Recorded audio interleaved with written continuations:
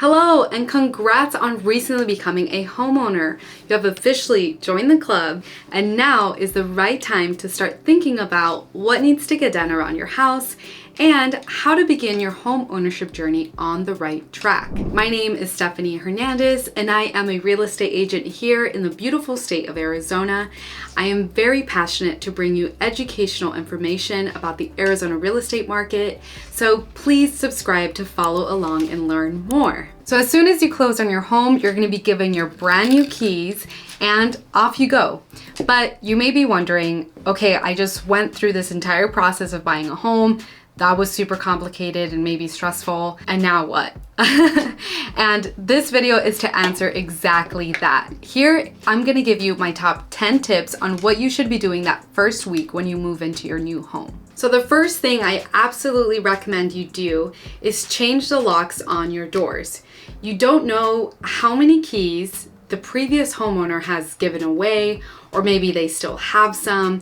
So I highly recommend you schedule an appointment with a locksmith, or if it's simple enough, you can change out the locks on your doors yourself. Don't forget, the garage is a really big door, and you should also change out either the keypad or the garage control code as well. Okay, tip number 2 may be a little bit gross if you think about it for too long, so just take my advice and schedule a cleaning service, especially before you decide to move in or before you move in any of your personal belongings. You do not know what the previous homeowner or homeowners have done in your house, so I recommend you schedule a cleaning crew, or you could gather up your friends and family and make them your cleaning crew, and you're gonna feel so much more comfortable after you know your home has been sprayed, scrubbed, and washed. So definitely deep clean the first week. And moving on to tip number 3. You may have done an inspection report while you were under contract, and your inspector may have given you what's known as an inspection report.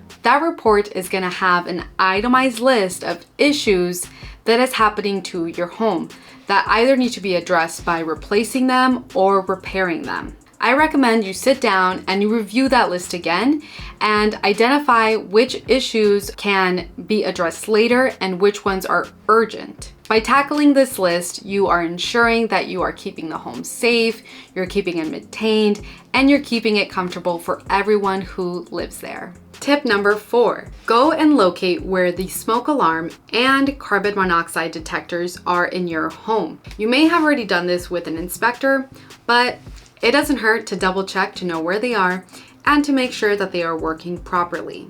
Tip number 5, go locate your breaker panel. When you open your breaker panel, you may notice that the switches are not labeled. I recommend you go ahead and take the time now to label those all out. When I bought my first home, the breaker panel was not labeled, and I took about an entire afternoon to figure them all out, but it helped me understand more about my home, so I recommend you do the same. And in the future, when you do need to access your breaker panel for something or an emergency, everything will be nice and labeled. Tip number 6, now that you're out and about, go also locate your water main or your gas main and make sure that you know how to turn them off and how to turn them on. Again, this is going to help in a future situation when you have an emergency and you need to know where they are and how to turn them on and off. Moving on to tip number 7, wait on any major renovations.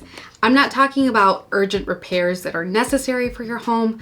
I'm more speaking to what's considered an upgrade or a cosmetic renovation. Why I recommend to wait is because typically people need an adjusting period inside their home to actually learn how they're going to be operating and what the day-to-day life looks like in your house. So what you may think is a good renovation choice now may be different from what you actually want to renovate in 6 months. However, if you really want to give your home a little cosmetic touch, one thing that I do recommend is painting the interior of your home if you have the budget, and of course, if you know which colors you already want. Painting your home before you move in or before you move in your furniture is actually really nice, and it could be a lot more cost effective. So that's one thing that I would recommend you do, but overall, costly major renovations, I recommend you wait. Tip number 8 is actually something to be more aware about. After you close on your property and you move in and everything is happy and perfect, there unfortunately will be a lot of spam and fraud mail coming to your home. Why this happens, I don't know. Unfortunately, it just does, and realtors don't have any control over this. But it's something to be aware about, that a lot of mail you receive may look like it's coming from a mortgage officer or a title officer, and you really just have to read the fine print on that mail and you can discover if that mail is legit or not.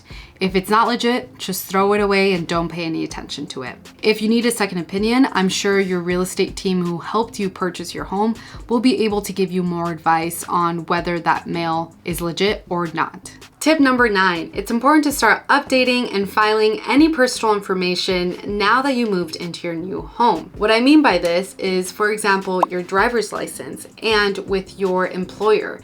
Make sure you give them your updated mailing address. And with utilities and mortgage payment, make sure that they have the correct owner name, the correct mailing address, and the correct form of payment. What's great about updating all this personal information is that most of it can be done online. So make sure you carve out some time with yourself and with the other owners of the home to make sure you're updating all of your records. Having proper documentation and personal information recorded is super important, and that's what brings me to my last and final point. This is tip number 10. I recommend you have a box or a binder where you keep all of your home's documentation, whether it be the loan information, your home insurance, receipts from recent repair work you've done. That could all live in here. And mine is super messy. Mine is this big white box, but it works for me. So whatever works for you, whether it be a box or whether it be a binder, it's all good. This is super helpful when it's tax season, or maybe one day when you decide to sell your home. All of your information about your home is in one place and you can easily access it. Another tip, if you want to go paperless, is you can make a digital folder where you can scan and upload all your documents. Either way, having a dedicated area where you can put all of your records, because you will have a lot of records about your home, is going to be very beneficial in the long run. I hope these 10 tips help you as you're settling into your new home. I also recommend you watch my next video that details what kind of general maintenance you need to be performing to your home in order to keep it in good condition over time. Remember, it's important to think like a homeowner and think long term. I hope this video taught you something new. Please use the comment section to leave any questions, or if you want to connect with me directly, my contact information is below. Please share this video with someone who really needs to know this information, and thank you so much for watching. I trust that you are enjoying your new home.